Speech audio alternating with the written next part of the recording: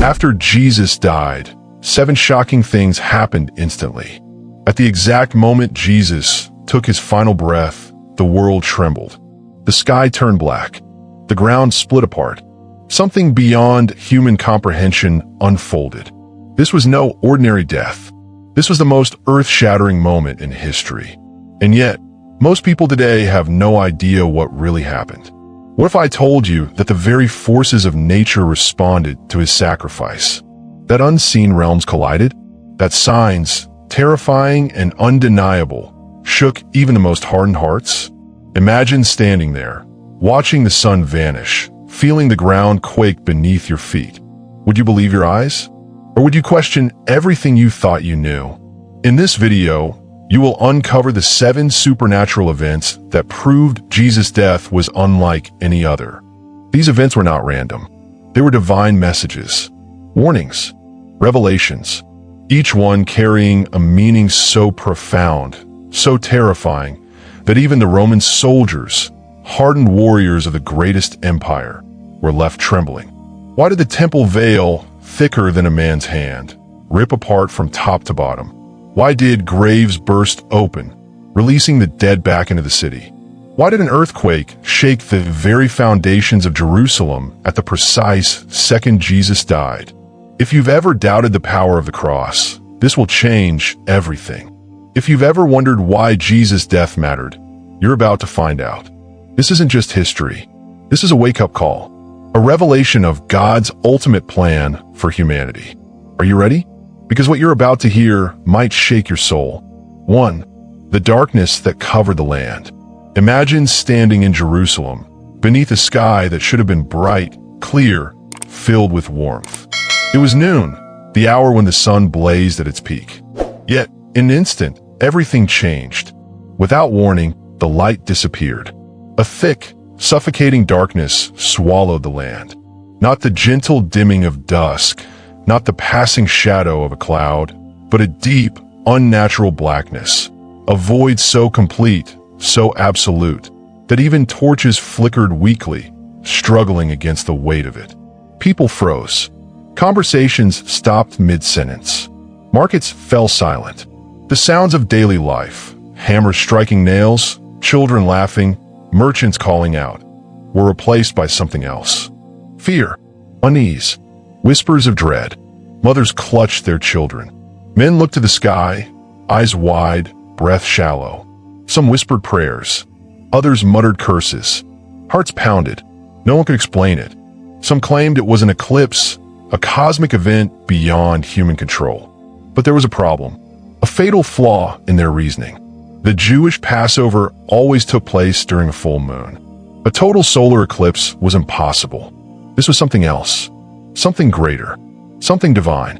For 3 long, agonizing hours, the world sat beneath a sky of judgment. 3 hours of trembling, 3 hours of terror, 3 hours of silence from heaven. And in the center of it all, hanging on a rugged cross, was Jesus, blood dripping, hands pierced, body trembling under the weight of suffering beyond human understanding. What did that darkness mean? Why did it descend at that precise moment? The answer was hidden in prophecy. Centuries before, the prophet Amos had spoken of a day when God himself would darken the earth at noon, a day when the sun would set in broad daylight as a sign of divine judgment. In that day, declares the Lord, I will make the sun go down at noon and darken the earth in broad daylight. Amos 8 verse 9. That day had arrived. The darkness was not just a sign. It was a sentence. It was the weight of sin. It was the wrath of God poured out upon his own son. Every lie, every betrayal, every sin ever committed, past, present, and future, was placed upon him. This was the moment the world should have died, but instead, Jesus took its place. Imagine what the crowd must have felt. Some had mocked him. Some had spat at him. Others had laughed, ridiculing the idea that this broken man could be the Messiah. But now, as the sky darkened, as creation itself seemed to groan, doubt began to creep into their hearts. Had they been wrong? Had they just condemned the Son of God? Even those who had called for his death began to feel it. An uneasiness, a guilt, a terror that they could not name. Some tried to reason it away. "It's just a strange storm," they murmured. But deep down they knew this was not a storm. It was judgment. It was grief. It was the Father turning his face away from the Son as the full weight of sin crushed down upon him. And Jesus, in the midst of it all, cried out, my God, why have you forsaken me?" Can you hear it? The anguish in his voice, the pain of separation. For the first time in eternity, the Son stood alone, forsaken, rejected, bearing the full punishment for a world that had turned its back on God. If you'd been there, watching, would you have realized it? Would you have understood what was happening? Or would you have turned away, refusing to believe? Because here's the truth. This was no ordinary darkness. This was the judgment that should have fallen on us. Yet, Jesus took it instead. The question is, what will you do with that sacrifice? Will you ignore it? Dismiss it? Or will you let it change you forever? 2. The veil that tore from top to bottom. As Jesus breathed his last, something unthinkable happened. Not outside, not among the crowds, but deep within the holiest place in all of Israel, the temple in Jerusalem, the very heart of Jewish worship. There, hidden behind thick walls, stood the veil. A massive curtain, a boundary, a warning. This was no ordinary fabric.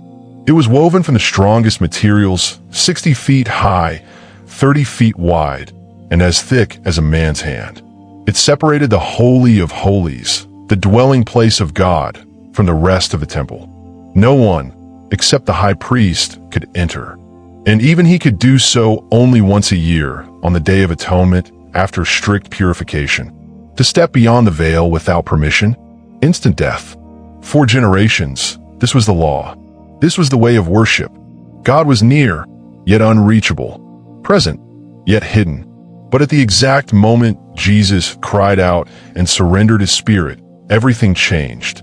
Suddenly, the veil ripped apart, not from bottom to top, as if by human hands, but from top to bottom, as if heaven itself had reached down and torn it in two. Imagine the scene. Inside the temple, priests were performing their daily rituals. The smell of burning incense filled the air. Prayers were whispered. Sacred duties carried on as they always had. And then, a sound like thunder. A tearing so loud, so forceful, that it stopped every priest in their tracks. They turned, eyes wide, mouths open. And there it was, the veil, shredded. The Holy of Holies, exposed. For the first time in history, the place no man dared enter stood open, empty, welcoming. What did it mean? It meant that everything had changed. The separation between God and man was over. No longer was access to the Father restricted to priests, rituals, or sacrifices. The perfect sacrifice had just been made. The blood of Jesus had done what no lamb, no offering, no temple ceremony ever could. God had torn the veil himself, not as an act of destruction, but as an invitation. The priests, who had spent their lives guarding this sacred space, must have trembled. Some fell to their knees. Others ran. What had they just witnessed? What they had believed, what they had taught, had just been undone in a moment. Did they understand? Could they comprehend that Jesus had become the final high priest? That his sacrifice had ended the old system forever? Some refused to believe. They would rather stitch the veil back together than accept the truth. But others knew. The question is, do you? Because the veil was torn for you. The barrier is gone. The invitation is open. What will you do with it? 3. The earthquake that shook the world. As Jesus took his final breath, Jerusalem shook. The ground roared, the earth split, and chaos erupted. This was not an ordinary tremor. It was a divine reckoning. It started with a low, guttural rumble, a vibration beneath the streets, deep and ominous, spreading like an unseen force. Then, a sudden, violent jolt. Buildings swayed. Stones cracked. The walls of the city groaned under the pressure. People screamed. Markets turned to mayhem. Vendors abandoned their goods, fleeing in terror. Fishermen at the shore saw the waters churn unnaturally. Roman soldiers, battle-hardened and fearless, lost their footing. The mighty pillars of the temple trembled. Even the most powerful men, priests, officials, rulers, felt the terrifying force. What was happening? No one could answer, but everyone knew this was not a normal earthquake. This was the exact moment Jesus surrendered his spirit, the moment the Son of God died, and all of creation reacted. In the Old Testament, earthquakes were God's voice, his presence, his power, his judgment. When Moses stood before God on Mount Sinai, the mountain shook violently. Exodus 19 verse 18. When the prophet Nahum spoke of the Lord's might, he declared, "The earth trembles at his presence." Nahum 1 verse 5. Now, at Calvary, the earth did more than tremble. It broke. Cracks split through the streets. Rocks shattered. Tombs burst open. Yes, graves. The force was so great, so unnatural, that even the resting places of the dead could not remain closed. The earthquake did not just shake the land, it shook eternity. Among those witnessing this horror were Roman soldiers, warriors of the empire, men trained to face death, to show no weakness. Yet, as the ground convulsed beneath them, they fell. Shields dropped, swords clattered, their faces turned pale with terror. And then came the words that changed everything. Surely, this man was the Son of God. The centurion, the hardened commander who had overseen Jesus' execution, spoke them. The man who had watched Jesus suffer, who had likely given the order to drive the nails into his hands, now trembled in fear. Why? Because he had seen something no mere man could control. He had seen the sky turn black at noon. He had seen the temple veil rip apart. And now, the earth itself was testifying. This earthquake was not destruction. It was declaration. A proclamation that Jesus' death was not the end. It was the beginning. The old order was collapsing. The temple system, the law, the sacrifices finished. The barrier between God and man had been destroyed. Something new was rising. 3 days later, the earth would shake again. But this time not in grief, in victory.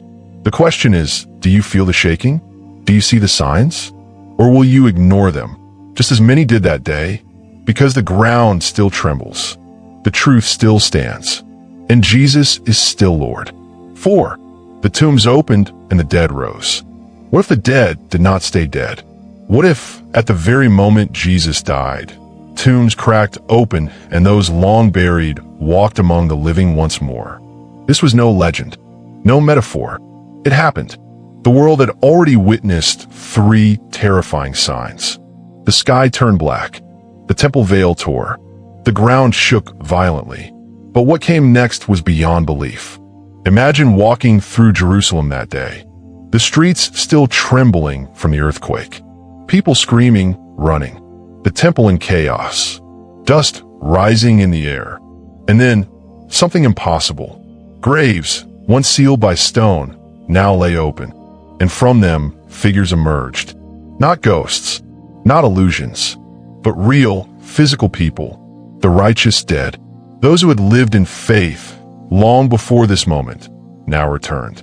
They stepped forward, faces once pale, now full of life, eyes blinking against the sunlight they had not seen for years, some still wrapped in burial cloths, others recognized by the gasps of onlookers. Can you picture it? A father, long buried, now standing at his son's doorstep. A mother, once mourned, now walking through the marketplace. Families frozen in shock. People dropping to their knees, whispering prayers. Some ran in terror. Others wept in disbelief.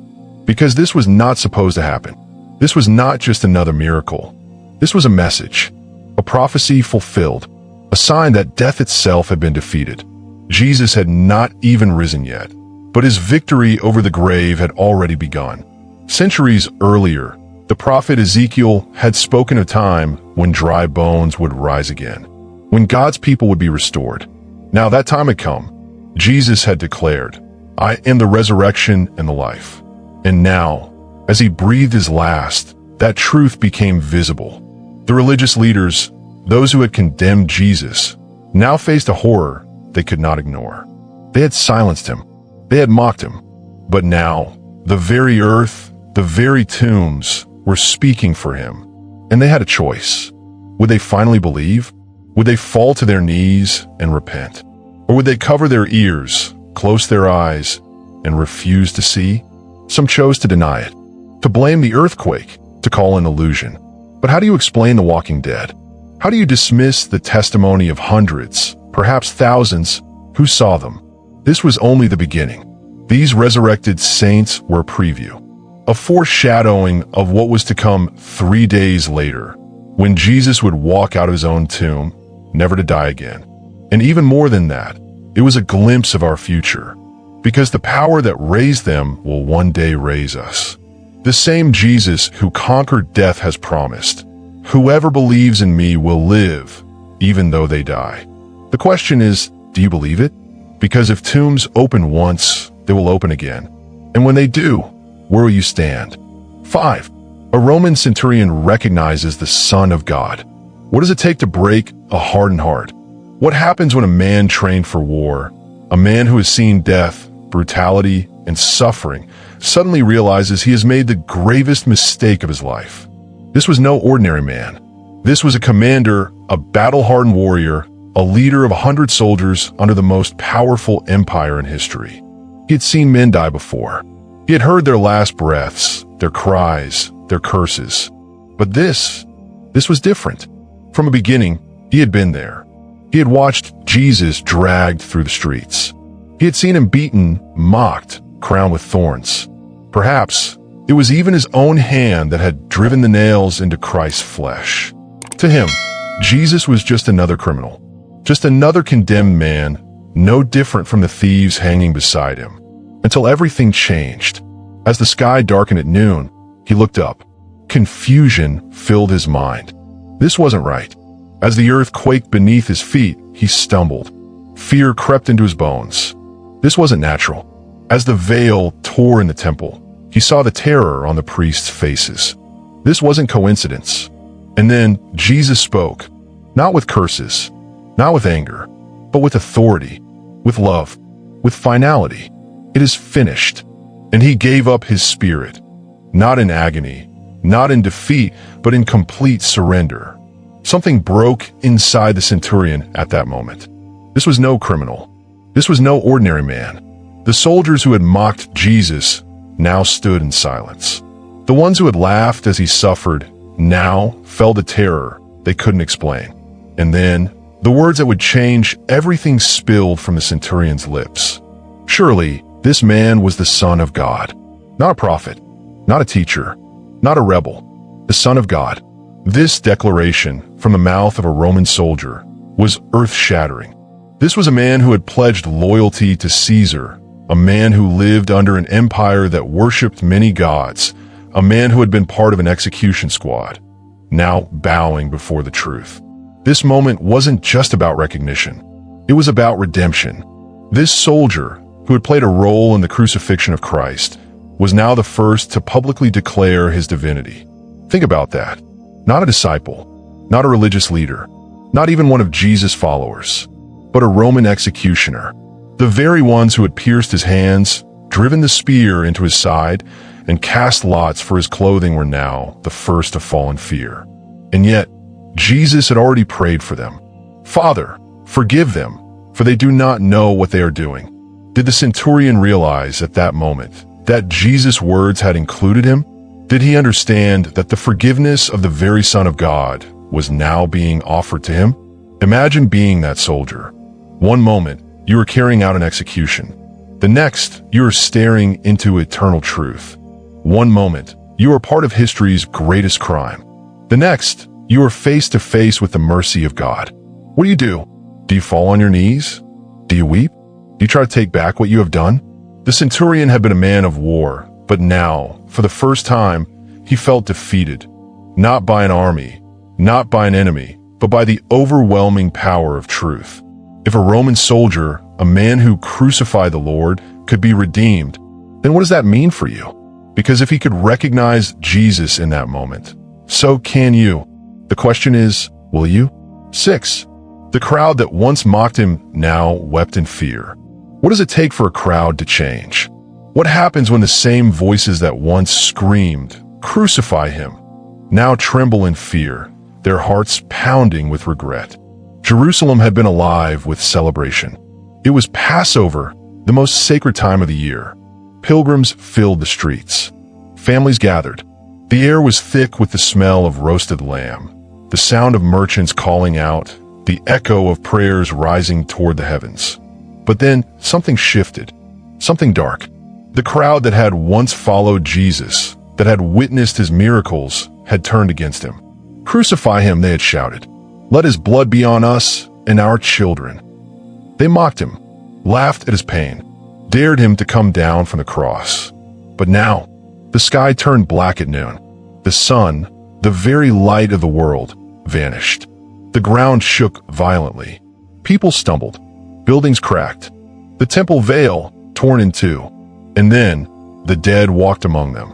The same crowd that had jeered at Jesus now fell silent. Eyes widened in horror. Hands trembled. What had they done? This was no ordinary man. This was no failed prophet. This was the Son of God. And now, they knew it. Some clutched their children. Others dropped to their knees. Their mocking voices were gone. Instead, there was weeping, gasping, whispered prayers. Luke records their reaction. When all the people who had gathered to witness this sight saw what took place, they beat their breasts and went away. Luke 23, verse 48. To beat one's breast was a sign of deep sorrow, anguish, and regret. It was the act of a heart breaking under the weight of guilt. They had won a show. They had come to watch a crucifixion. But instead, they had witnessed the most terrifying moment in history. Many left in despair, unable to erase the sight from their minds. They would wake up at night, haunted by the darkness that fell over the land. They would whisper in hushed voices about the temple veil, the earthquake, the open tombs. And some, when they heard that 3 days later, Jesus was no longer in the grave, would fall on their knees and weep. Because they knew, they had been there. They had seen the sky darken. They had felt the earth tremble. They had mocked the very Son of God. And yet, even for them, forgiveness was possible. If the crowd, who had condemned Jesus with their own words, could be redeemed, what does that mean for you? Because the question isn't just, what did they do? It's, what will you do? 7. The religious leaders who refused to believe. The priests, the elders, the teachers of the law, they had won. They had orchestrated the trial. They had stirred up the crowd. They had sentenced Jesus to die. And now it was over. Or so they thought. As Jesus took his last breath, something undeniable happened. The sky turned black. The earth shook. The temple veil torn in two. Even the dead rose from their graves. Jerusalem was in chaos. Fear spread like wildfire. And the religious leaders? They stood frozen. They had spent their lives teaching about the power of God. Now, they had just witnessed it with their own eyes. Yet, instead of repenting, instead of falling to their knees, they chose denial.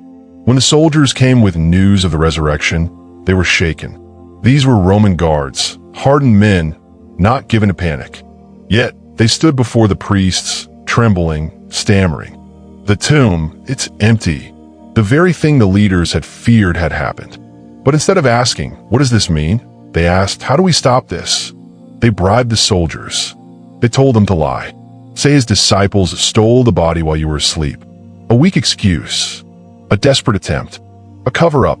But deep down they knew. These were the men who had seen Jesus heal the blind. They had watched him raise the dead. They had heard him speak with an authority no man had ever possessed. And now, they had witnessed the sky darken, the temple veil tear, the ground shake, the dead rise. Yet still they refused to believe. Why? Because accepting the truth meant admitting they were wrong. It meant surrendering their power. It meant humbling themselves before the very man they had condemned. And that they would not do. But ignoring the truth does not erase it. Just a few decades later, in 70 AD, the very temple they worshipped was destroyed. Not one stone left upon another. Just as Jesus had predicted, the system they fought to protect was gone. The question is, will you make the same mistake?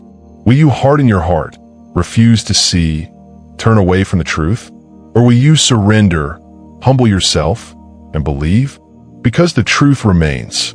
Jesus is exactly who he said he was. The only question left is, what will you do with him? The signs were undeniable. The sky turned black. The earth shook. The temple veil tore. The dead rose. Even hardened hearts of Roman soldiers trembled in fear. The religious leaders, desperate to hide the truth, chose lies over salvation. But the truth could not be buried. Jesus' death was not an ending. It was a beginning. A declaration that sin had been defeated, that death had lost its grip, that the path to heaven had been opened. Not just for the priests, not just for the righteous, but for you. The question is, what will you do? Will you walk away like the crowd, beating your chest in regret, but never changing? Will you harden your heart, covering your ears, refusing to believe? Or will you surrender? Will you accept the truth that Jesus died for you, in your place, bearing your sin? Because the ground still shakes. The veil is still torn. The invitation is still open. But one day, it will be too late. If today was your last, where would you stand? Would you be among the forgiven, walking through heaven's gates? Or would you stand outside, filled with regret, knowing you had the chance, but let it slip away? This is your moment. Let your heart be shaken, not in fear, but in faith. Leave your prayer in the comments. Cry out to Jesus. Ask him to save you, to forgive you, to take you into his kingdom. Don't leave this moment without knowing where you stand, because eternity is real, and heaven is waiting.